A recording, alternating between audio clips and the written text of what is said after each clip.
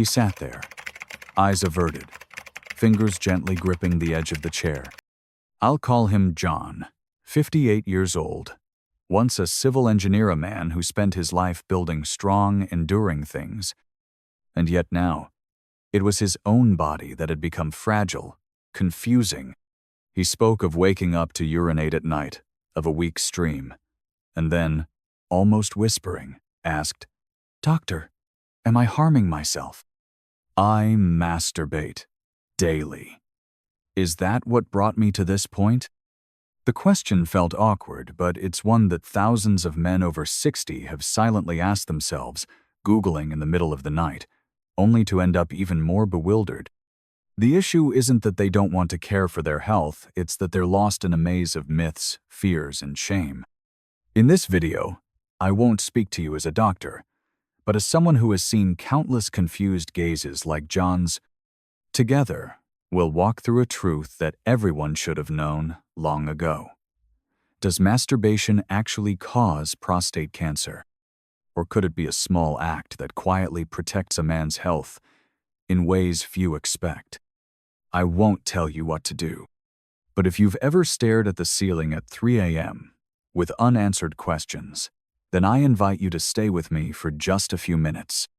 Perhaps by the end, you'll feel lighter not just in your body, but in your heart. Can you hear me clearly?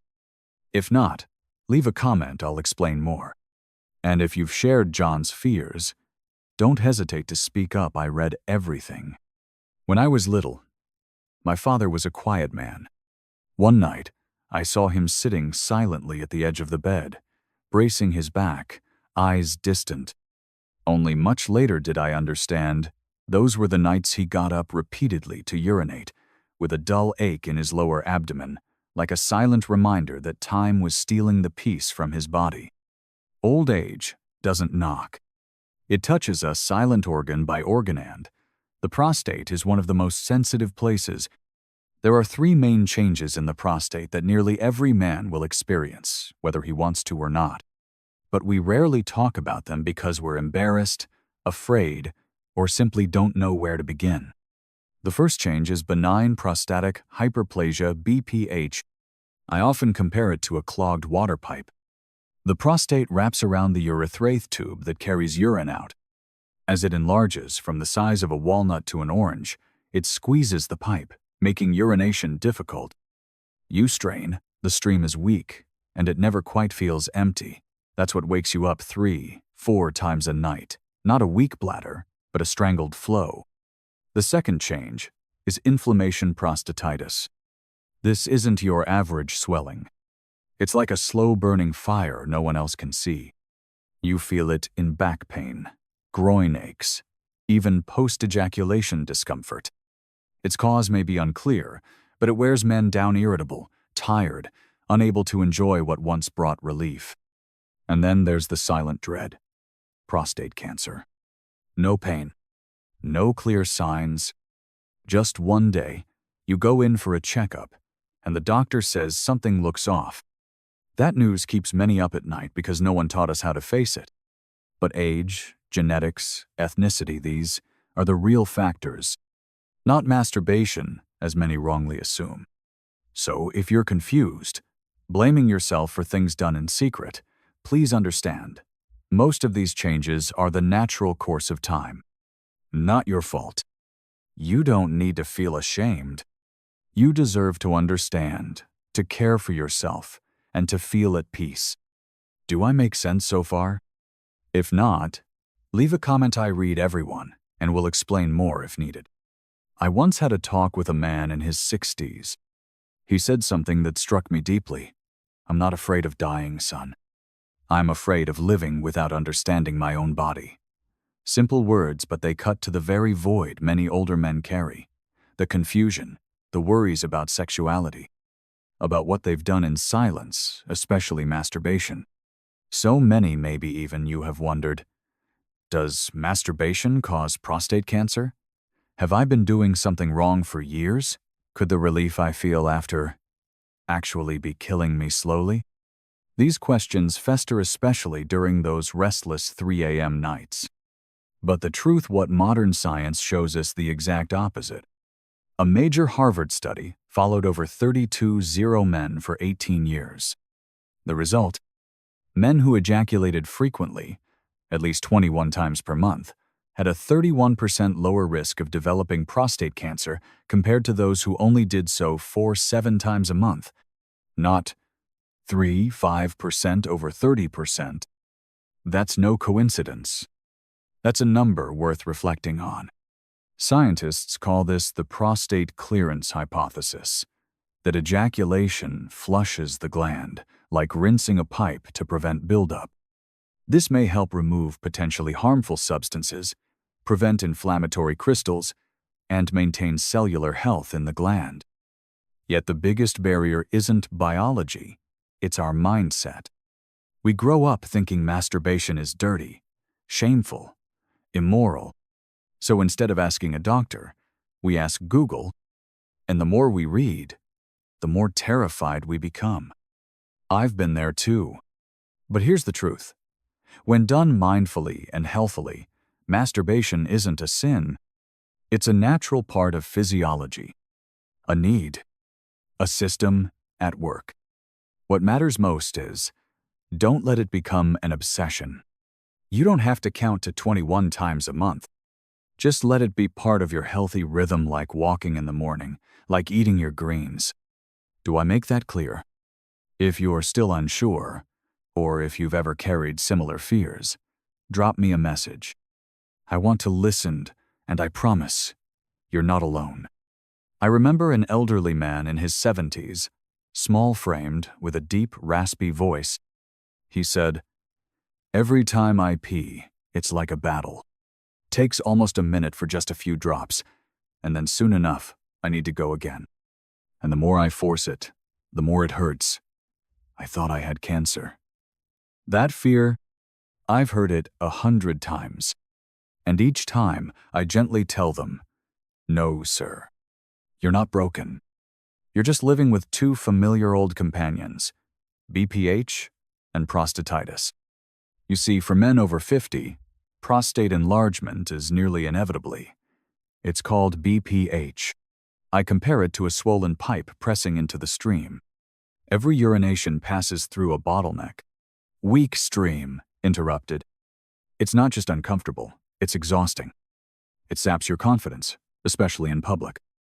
Then there's prostatitis, another unwelcome guest. It's not always visible. You might not have a fever or swelling, but you feel pain in the perineum, post-sex aches, or a weight in the lower belly. Everything feels blocked. Many ask, is this an infection? Is something seriously wrong? But here's the thing, with both BPH and prostatitis, medication isn't always the first answer. Sometimes, the body just needs a release, and that's where ejaculation, even through masturbation, plays a role. Now, I know this makes many uncomfortable, but hear me out gently.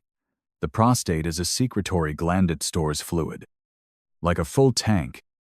If you never empty it, pressure builds, swelling worsens, pain deepens.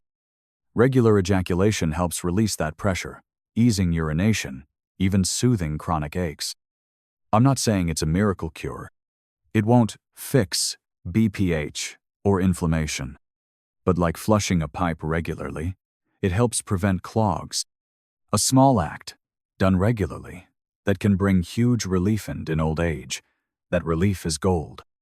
Does that make sense? If you've ever struggled with painful urination or felt guilty about your habit, I hope this brings peace. If not, leave a comment. I'm happy to explain more. Because I believe every man deserves to understand his own body. I still vividly remember a conversation with a 65-year-old carpenter. He told me, "Son, I've lived a decent Lefano drinking, no fooling around.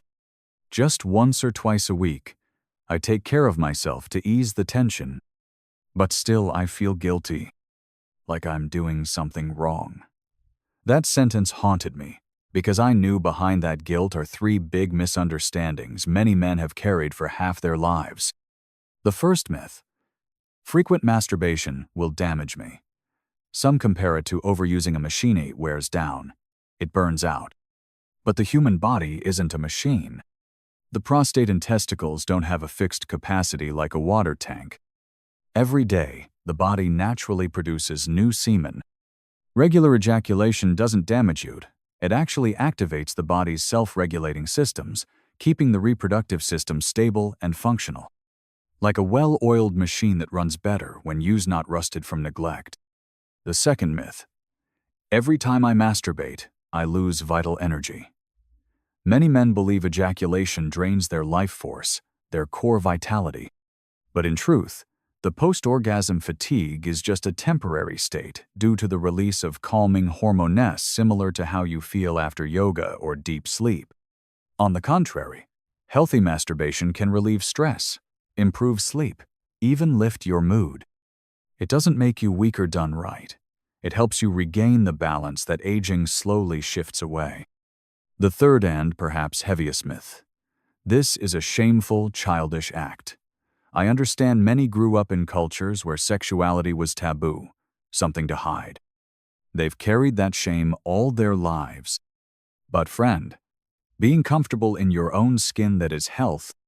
There's nothing shameful about taking care of your prostate, just like there's nothing shameful about using lotion for dry skin. It's not sinful. It's self-care. Modern science has proven regular ejaculation, whether through sex or masturbation, is a natural part of male health. What's dangerous isn't the act itself. It's letting shame cloud your understanding. That lack of knowledge is what traps men in needless anxiety. Does what I'm saying resonate? If you're still unsure, leave a comment. Because the moment you dare to ask, that's when your journey to self-understanding truly begins. And there's nothing more admirable than that. I once had tea with a man in his 70s, still strong in posture, but with a touch of sorrow in his voice. He said, "I've always lived with discipline, scheduled everything. But with that, I don't know how to handle it. Sometimes I crave it, but feel too old. Sometimes I force myself, trying to hit that target number, and just end up feeling weird." I felt a pang of empathy. Because when it comes to sexuality, especially in older Agino, one never taught us how to truly listen to our bodies. People offer numbers, expectations, but forget that every body is a story of its own. So if you're caught between conflicting advice and silent hesitation, here are a few things I've learned after speaking with hundreds of men like him, like you, like me. First, shift your perspective and not your calendar. Don't turn masturbation into a task to hit 21 times a month. That number came from research. Yes, but it's not magic. Instead of counting, treat it as part of a healthy rhythm, like walking, drinking water, eating vegetables.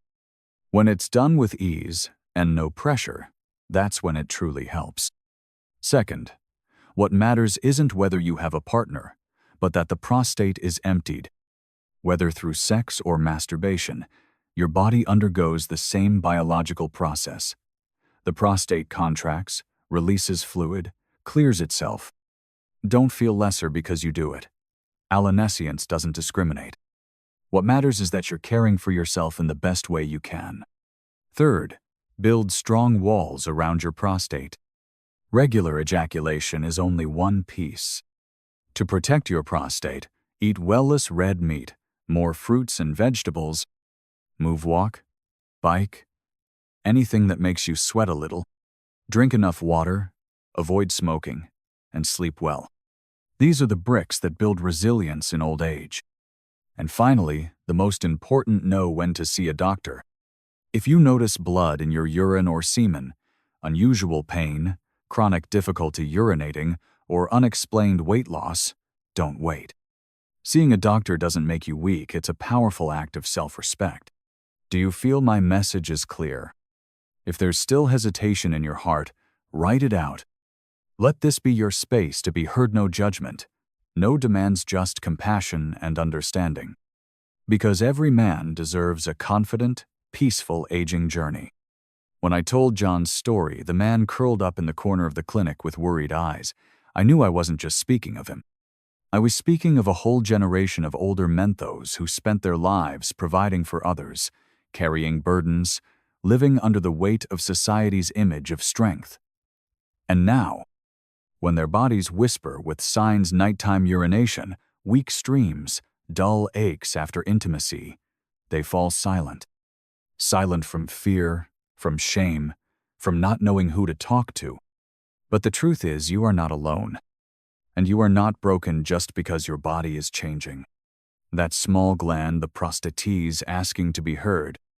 And the act you've quietly feared all these years, masturbation, turns out to be one of the simplest, most natural, and most effective ways to care for it. No expensive pills. No invasive procedures. Just a gentler way of looking at yourself, more accepting of what your body truly needs. You are not immoral for seeking comfort. You are not sinful for needing release. And you're certainly not too old to bother, because health doesn't care about age. It only asks that you understand and treat yourself kindly. I don't share this to tell you what to do, but to remind you that you have the right to live without hiding, without guilt, without self-punishment, for things that are perfectly natural. You have the right to wake up each morning no longer wondering, am I doing something wrong? You have the right to know your body and to treat it with tenderness, not fear. And above all, you deserve to live the rest of your life in peace. If you've stayed with me this far, I believe you value your health and your self-worth. So if this story touched you or someone you love, I invite you to subscribe to this YouTube channel. Not for numbers, but so you don't miss future conversations, more stories, more insights that I believe will be useful, especially at this age, when understanding is more precious than ever. And if you've ever been through something like this, those quiet worries, the silent fears, leave a comment beneath the video. Just one sentence. Let me know you're still there. Let me know this story didn't vanish into the void. Because I made this video not just to speak, but to listen to you, too. You're never too old to feel good in your own body.